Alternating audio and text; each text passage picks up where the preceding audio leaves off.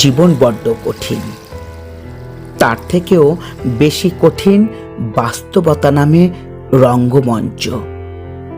এখানে কেউই আসলে কারো জন্যে মরে না, বরং যারা বলে তোমাকে ছাড়া বাঁচতে পারবো না, তারা তাকে ছাড়াই ভীষণভাবে বাঁচে, কোনো রকম লাইফ সাপোর্ট ছাড়া।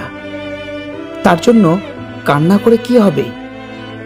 যার বিবেক মনুষ্যত্ব কোনো কিছুই নাই, যে ক্ষমতার মহাত্মকে দুর্বল শব্দে মরিয়ে দিয়ে উল্লাসে মাতোয়ারা হয়।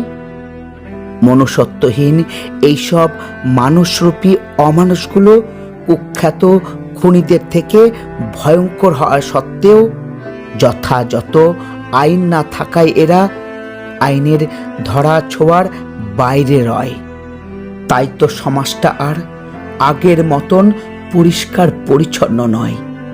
যে তোমাকে ছাড়া ভালো আছে, তাকে ছাড়া তোমাকেও ভালো থাকতে হবে, নয়তো তার অনুপস্থিতি অদৃশ্য আগুন তোমাকে পুড়িয়ে ছারখার করে দেবে। কিন্তু তবুও তোমার কোনো সৎকার হবে না। তাই অন্যদের মধ্যে নিজেদের ভালো থাকার বীজ বপন করা থেকে সবার বিরত থাকাই শ্রেয়। নিজের ভালো নিজেকেই রাখতে হবে। প্রকৃতপক্ষে কেউ কাউকে ভালো রাখে না। অন্যের মাঝে নিজেকে ভালো রাখাটা বোকামি ছাড়া আর কিছুই না। কারণ দিন শেষে কেউই কারো না। আর তাই নিজেকে প্রকৃতপক্ষে ভালো রাখাটার দায়িত্বটা আসলে নিজেকেই নিতে হয়। ছোট্ট এ জীবন কবেই বা আর উপভোগ করব?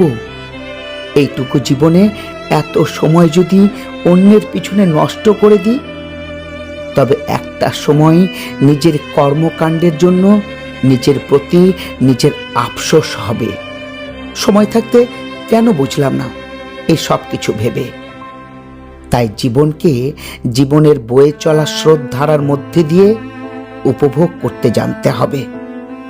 শেষ যাত্রায় অনেকেই সঙ্গে যাবে, কিন্তু কেউই সঙ্গী হবে না।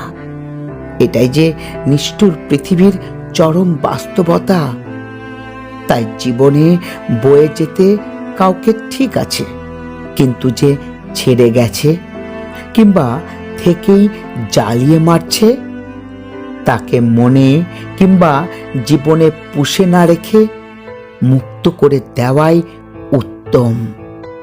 নিজেকে প্রকৃতপক্ষে ভালো রাখার দায়িত্বটা আসলে নিজেকেই নিতে হয়।